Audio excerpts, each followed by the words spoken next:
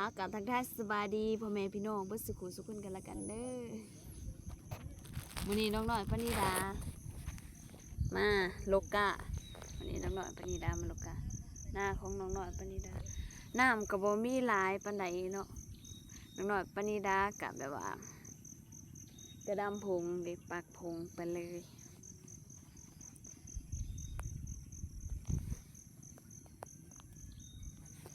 แล้วน้องน้อยปณิดาสิให้เบิ่ง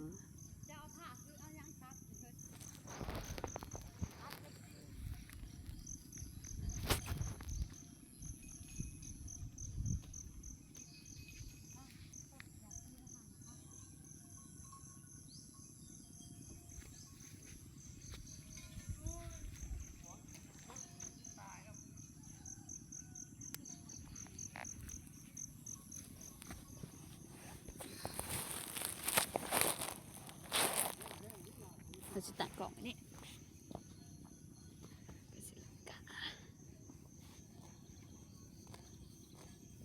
อยากเพื่อนนี่มันค่ะ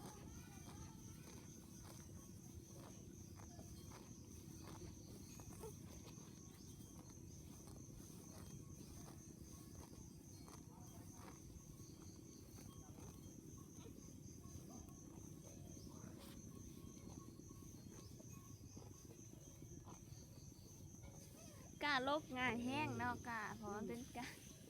หน้าดินทรายแต่เวลาดำกับสีทรมานในจักหน่อย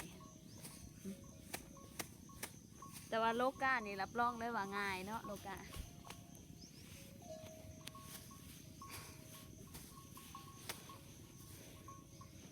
สบายดีเด้อสุๆโดยขอบใจหลายๆเด้อมาดำนะสอยเนี้ย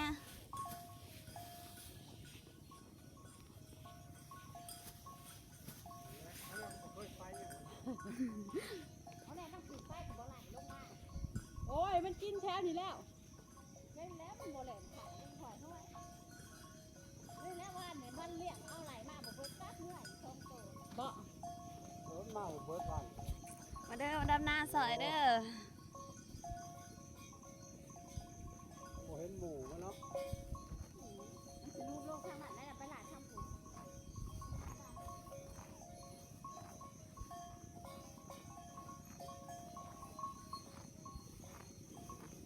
เบิดเพื่อน พวก บ่ พวก เนาะ อยากเข่าโหกได้ดิ ยาก อากาศ พวงอันนี้ลายชนกระมูกัน อากาศดีนะคะ ตาย ดีอยู่อากาศดี อากาศยามเช้าเย็นแห้งบ่แดดเนาะบ่แดด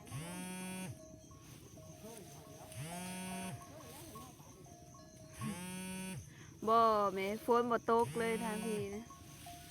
แห้งแล้งปักผงเอา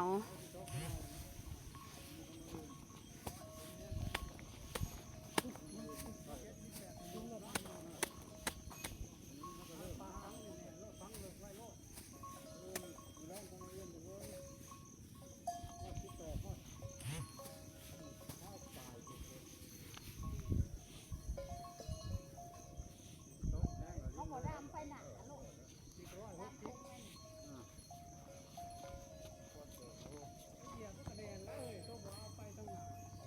ทั้งพื้นน้ำไว้ทั้งพื้น ดำไปหนาโลก พื้น ทำมัน ทั้ จะ งพื้นน้ำมันอยู่พื้นน้ำแล้วเลยจุดลงทั้งลุมมันมีน้ำเลยพื้นลงไป ตกมาเลยมันแดดเลย โอเควันพระวันศีล กาข้าวเจ้าเด้อกาข้าวเจ้ากาข้าวเจ้า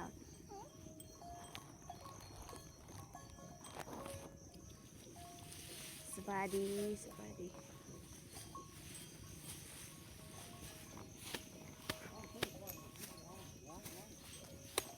แค่ไหนแบบมันอากาศคืบเนาะ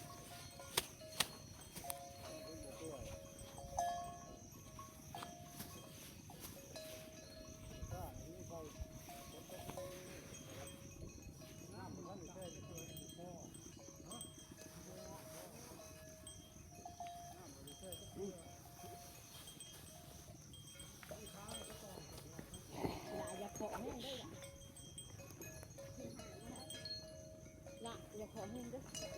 เฮงอย่างนั้นนะ โดยมัดก้าแม่ โอ้ยกับผูกเนี่ยน้ำ เบิ่งแม่เว้ย เนี่ยมัน พ่ เด็ อก แม่พี่น้องมัดก้าน้องน้อยปณิดาเด้ หาผูกไม่น้ำแน่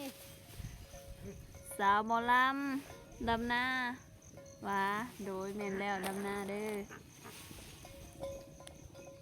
พวงอันนี้ โอ้ งัวได้จะมาฆ่ามัดก้าแล่นเลยอ่ะโอ้ พระเจ้าว่าน่ะนี่คือขึ้นมาขึ้นหากะอยู่พวงอันนี้ หาผูกไม่น้ำใช่ไหม ได้จะมาฆ่ามัดก้าแล่นเลย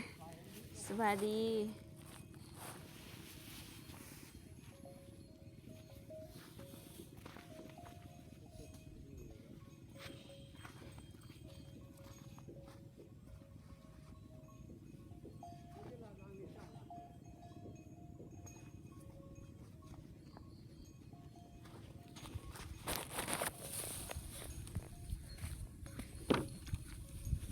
น้องหนวดปณิดาด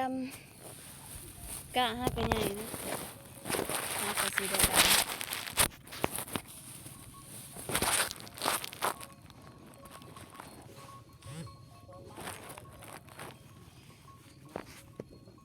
จบก็คือว่าเอาไปถุงเด้มันจบ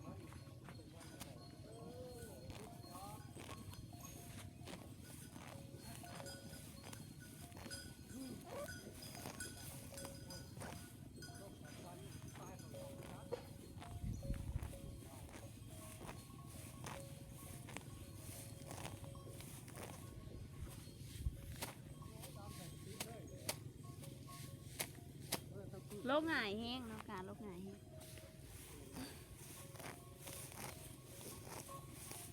น้ำมันเฮ้ยเฮ้ยมาแห้งกับยำเลย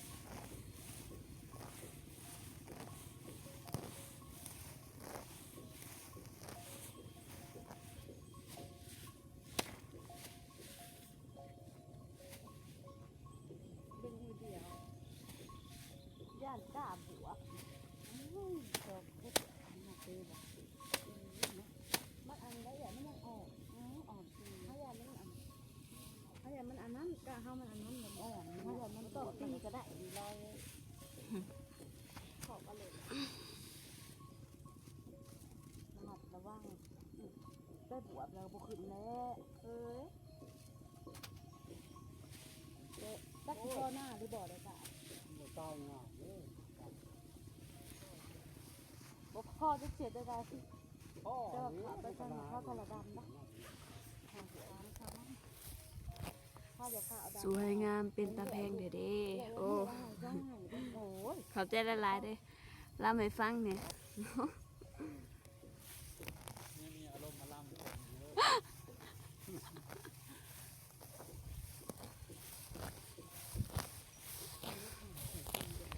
อยู่ที่ชาย ที่ดินใช่เลย อยู่ด้านผมดึงข้าวเดียว กะงามเนาะงามแฮงกะเขาเจ้างามเลย บอกลงมาด้านน้ำไหนเลย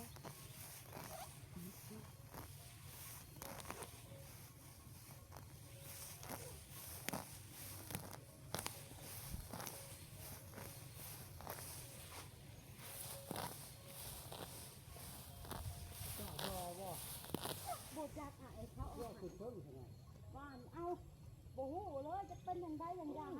จะโดนจะงั้นหัดท่านย่ำหน้ามามันจะตลอดตรงหน้านี่อยู่เพิ่งกัน สวัสดี ฝนตกบ่ห่วงดอกหน้า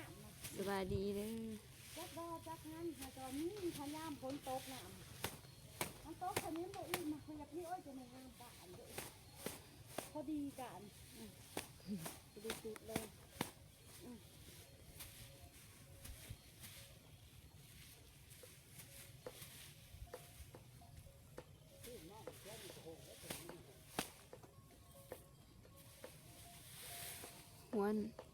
หัวหน้าพวกครูอีหยังนะ ดำพงหนีดำไปหนาโลกก็เสียห้องเจ็บนะ บ่เตะก็ได้เนาะบ่เตะก็ได้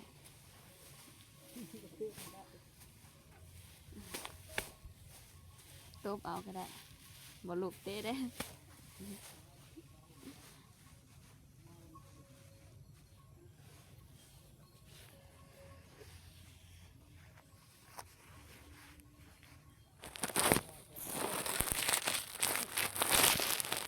จักอ้ายว่ายังเนาะบ่ดี ต้องตองเนาะเป็นว่างแต่ผมกล้วยกินอย่างเงี้ย อยู่บ้านใดเด้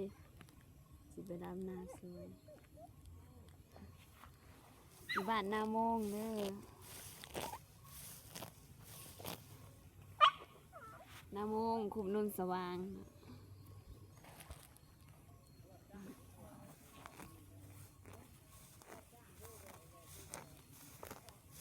ลูกของเขาบ่ค่อยได้เคยดำคงคอยดำเป็นน้าก่อนแล้วเป็นน้าแล้วมันยังสิม่วนแน่ดำไปปัก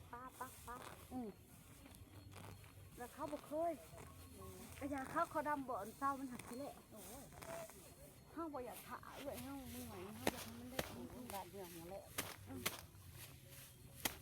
เห็นว่าขอออกมันก็ออกเลยนะ น้ำเฮาผัดกาบ่ยัง ลบไง มันก็บ่ได้ดำแล้วหาปัดย่ำดำแล้วผัดตกมาอยู่เลยได้เอ้ย เมื่อไงใส่ผู้ทอง คือยังเดือดเจ้าเดือดกิน ใส่ผู้ทอง อยากหาไอ้ได้ใช่รัก ใส่ผู้ทองเกสวรรณเขต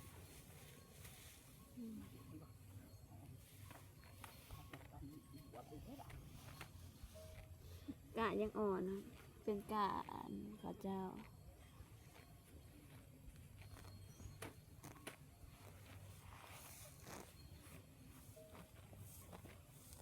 มื้ออื่นก็แล้วพี่เขาลงมาหอดเลยดำกันเนี่ยแม่ กะกะห่างแล้ว ระวังแกงัวออกเด้อไอ้เด้อทั้งนั้นนะไอ้เด้อ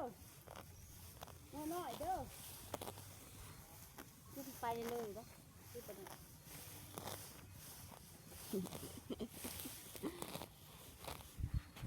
เขาบอกให้เที่ยวแล้วฮะยังไงออกกินข้าวเขาบอกให้เที่ยว เอาสัญญาณบ่ดีบ่ เท่าเด้อ ไม่ว่าได้เลย เท่านี้ก็